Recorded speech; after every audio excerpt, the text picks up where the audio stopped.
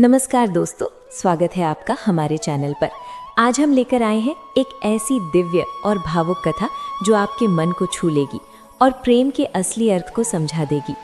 दोस्तों, क्या पति पत्नी का रिश्ता सिर्फ इस एक जन्म का होता है या ये आत्मा का अनंत बंधन है?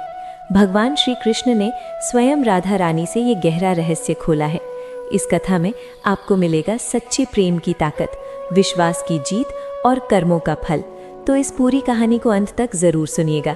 अगर कथा दिल को लगे तो वीडियो को लाइक करना न भूलिए, चैनल को सब्सक्राइब कर लीजिए और कमेंट बॉक्स में अभी लिख दीजिए जय श्री कृष्ण, जय राधे राधे।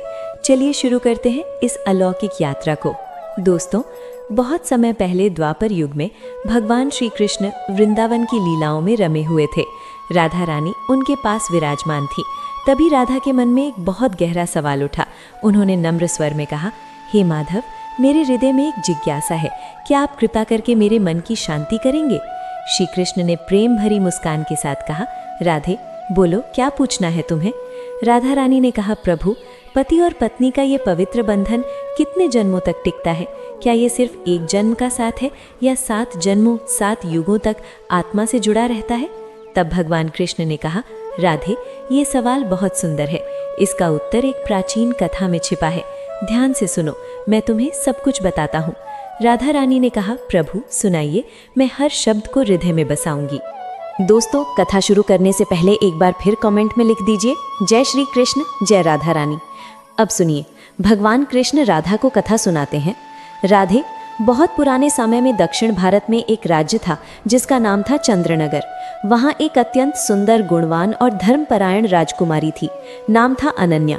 उसका विवाह हुआ एक वीर और न्यायप्रिय राजकुमार विक्रम से। दोनों का जीवन प्रेम, सुख और वैभव से भरा था। लेकिन एक कमी थी, संतान की कमी। अनन्या दिन रात ऐसी चिंता में रहती थी। समय बीतता गया और एक दिन अनन्या की सेहत बहुत बिगड़ गई। उसे लगा अब अंतिम समय आ गया है।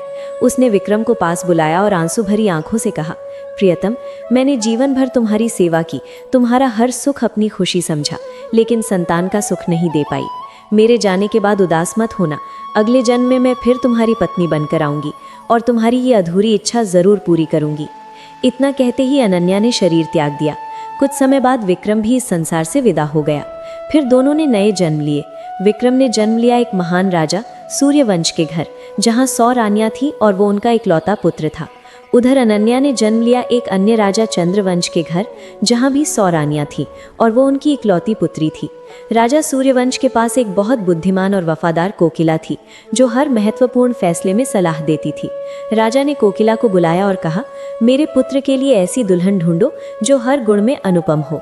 कोकिला ने कहा, महाराज, आप जो गुण चाहते हैं उन्हें कागज पर लिखकर मेरे पंख से बांध दो, मैं वैसी राजकुमारी ढूंढ लाऊंगी। राजा ने वैसा ही किया और कोकिला उड़ पड़ी। कोकिला उड़ती उड़ती एक घने जंगल में पहुंची। तभी तेज बारिश शुरू हो गई। उसने एक पुराने खोखले वृक्ष में शरण ली, लेकिन अंदर से आवाज आई, मत आना वरना अंधी हो जाओगी। कोकिला घबरा गई और बाहर एक टहनी पर बैठ गई। बारिश थमने पर खोखले से एक मैना निकली और कोकिला से बात करने लगी। कोकिला ने अपनी कहानी सुनाई। मैना ने कहा, मैं भी अपने राजा की पुत्री के लिए एक योग्य वर ढूंढ रही हूँ। दोनों ने बातें की और पाया कि उनके राजा की स्थिति बिल्कुल एक जैसी है।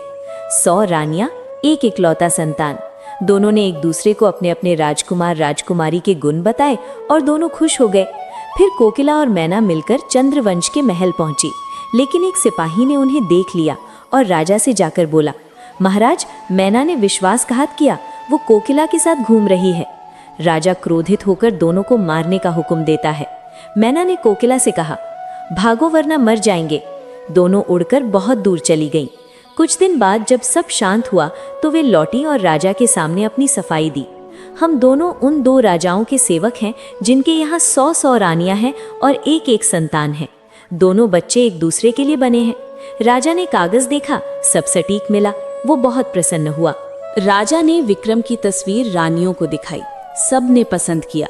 अनन्या तो तस्वीर देखकर रात दिन उसी में खोई रहती। राजा ने कोकिला से कहा, अपनी राजा से कहो 3 महीने में बारात लेकर आए। कोकिला लौटी और राजा सूर्यवंश को खुशखबरी सुनाई। राजा ने भव्य तैयारी शुरू की, लेकिन विवाह से कुछ दिन पहले राजा सूर्यवंश की अचानक मृत्यु हो गई। शोक में विवाह टल गया। कुछ समय बाद विक्रम कोकिला के साथ अनन्या के राज्य पहुंचा। महल के पास बगीचे में डेरा डाला, लेकिन बगीचे के माली ने कोकिला को फल तोड़ते देखकर मार डाला। विक्रम को बहुत दुख हुआ और ऊपर से राजा चंद्रवंश ने कहा अब विवाह नहीं होगा, क्योंकि दूल्हे के पिता नहीं रहे। एक दिन अनन्या पालकी में सैर को निकली। उसकी नजर बगीचे में विक्रम पर पड़ी। वो तुरंत पहचान गई, लेकिन चुप रही। शाम को उसने आधा भोजन विक्रम को भेजा। सेविका ने कहा अगर मना करे तो उंगली डालकर देखे। विक्रम ने मना किया। उंगली डाली तो तस्वीर मिली। वो समझ गया और प्रेम पत्र भेजा। रात को अनन्या सोने की थैली लेकर घोड़े पर आई और बोली, प्रिय चलो, मेरे पिता कभी नहीं मानेंगे, अपने राज्य चलो, हम वहीं खुशी से रहेंगे। दोनों निकल पड़े। रास्ते में एक नगर पहुंचे जहां एक शक्तिशाली जादूगरनी रहती थी। उसकी बेटी मोहिनी विक्रम को देखकर मोहित हो गई। मोहिनी ने माँ से कहा उन्हें भोजन पर बुलाओ। जादूगरनी ने बुलाया। विक्रम को अलग कमरे में ले जाकर गले में जादुई फंदा डाला। वो तुरंत भैंसा बन गया। मोहिनी उसे दिन भर घुमाती, रात को फंदा खोलती तो विक्रम बन जाता। प्रिया यानी अनन्या विक्रम को ढूंढती रही, लेकिन नहीं मिला। वो दुखी होकर पुरुष वेश धारण करके नगर के राजा के दरबार गई। राजा उसकी बुद्धि से प्रभावित होकर उसे कोतवाल बना दिया। समय बीता, राजा की मृत्यु हुई। लोग अनन्या को राजा बना बैठे। एक दिन अनन्या ने एक खास भैंसा खरीदा जो खोई चीजें ढूंढ लेता था, लेकिन वो गुम हो गया। अनन्या ने पूरे नगर के भैंसे बुलवाए। जादूगरनी ने अपना नहीं भेजा। अनन्या ने जबरन मंगाया। सिपाही ने फंदा खींचा, भैंसा विक्रम बन गया। अनन्या दौड़कर लिपट गई। जादूगरनी और मोहिनी को कैद कर लिया। अनन्या ने कहा मैं स्त्री हूँ, मुझे रानी और विक्रम को राजा बनाओ। सबने स्वीकार किया।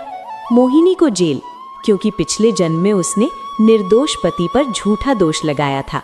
फिर दोनों राजा रानी बनकर जंगल घूमने गए। एक पुराने वृक्ष के पास रुके, जहां पिछले जन्म का प्रेम निशान था। सब याद आ गया। अनन्या ने कहा, प्रिय, अब सब स्मरण है। मैं पिछले जन्म से तुम्हें चाहती हूँ। इस जन्म में संतान का सुख मिलेगा। समय बीता, अनन्या गर्भवती हुई और एक सुंदर पुत्र को जन्म दिया। भगवान कृष्ण ने राधा से कहा, राधे, सच्चा प्रेम जन्मों जन्मों तक रहता है। विश्वास टूटे तो धोखा मिलता है। विश्वास मजबूत हो तो 7 जन्मों तक साथ रहते हैं। अधूरी इच्छाएं पूरी होती हैं, लेकिन जो भाग्य में नहीं वो कभी नहीं मिलता। जैसे मोहिनी को विक्रम नहीं मिला। राधा संतुष्ट होकर बोली, प्रभु, अब मन शांत हो गया। दोस्तों, ये थी आज की दिव्य कथा। उम्मीद है आपको बहुत पसंद आई होगी। अगर हाँ, तो वीडियो को लाइक ज़रूर करें, अपने दोस्तों रिश्तेदारों के साथ शेयर करें, चैनल को सब्सक्राइब कर लें, बेल आइकॉन दबाएं ताकि अगली कथा सबसे पहले मिले। कमेंट में लिखिए जय श्री कृष्ण, जय राधे राधे। आपका बहुत बहुत धन्यवाद। अगले वीडियो में फिर मिलेंगे। तब तक के लिए जय श्री हरि, जय माता दी। नमस्कार।